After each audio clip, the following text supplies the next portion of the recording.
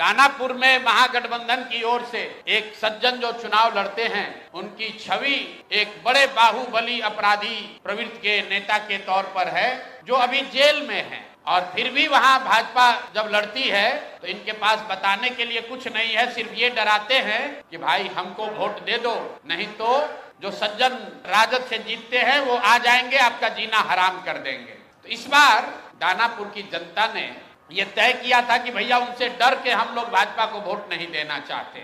और दानापुर के सारे व्यवसायी यहाँ आए, मेरे साथ उनकी 4 राउंड बैठकें हुई और सबने मिलकर एक राजनीतिक व्यक्ति जो वहाँ पर व्यवसायी भी हैं, उनका नाम अखिलेश है, वैसे बोलचाल की भाषा में उनका नाम मुटुर शाह है, वो लोग आए और पूरे समाज ने मिलकर ये तय किया कि मुटुर शाह जी को भैया आप टिकट दीजिए। मैं आपको उसका चित्र जारी कर रहा हूँ। ये मुटुर शाह हैं जो मनोज भारती जी के हाथ से यहाँ से सिंबल लेकर गए, और ये साहब सिंबल लेकर तो गए लेकिन वहां पर निर्वाचन के ऑफिस तक नहीं पहुंच सके।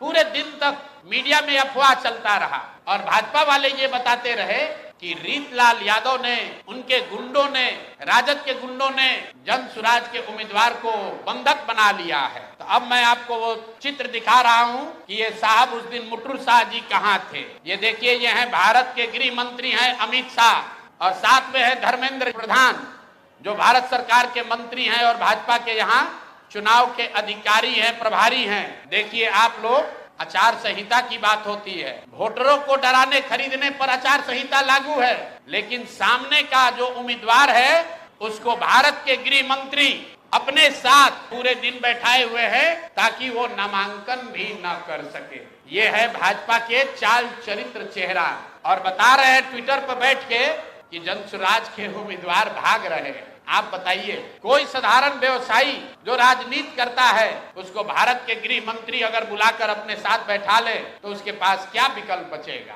और कहाँ है चुनाव आयोग? एक वोटर को आप पैसा देते हुए, डराते हुए अगर दिख जाए तो आप पर इल्जाम लगता है कि आपने आचार संहिता का उल्लंघन किया। और यहाँ भारत के गृह मंत्री और केंद्र में भाजपा के मंत्री धर्मेंद्र प्रधान खुलेआम जनसुराज के प्रत्याशी को अपने साथियों के साथ, दल बल के साथ घेरे हुए हैं, और इस पर कोई प्रतिक्रिया नहीं है। चुनाव आयोग को अभी आपको ये जारी करने के बाद आधिकारिक तौर पर हम लोग चुनाव आयोग को निवेदन करने जा रहे हैं कि देखिए कि जनसुराज के प्रत्याशियों के साथ क्या हो रहा है। ये जनसुराज के प्रत्याशी के साथ नहीं हो रहा है, ये वो डर है, वो राजनीतिक बंधुआ मजदूरी जो खत्म करने का रास्ता जनसुराज ने बनाया है, उससे छटपटाहट जो पैदा हुई है, उसी का नतीजा है।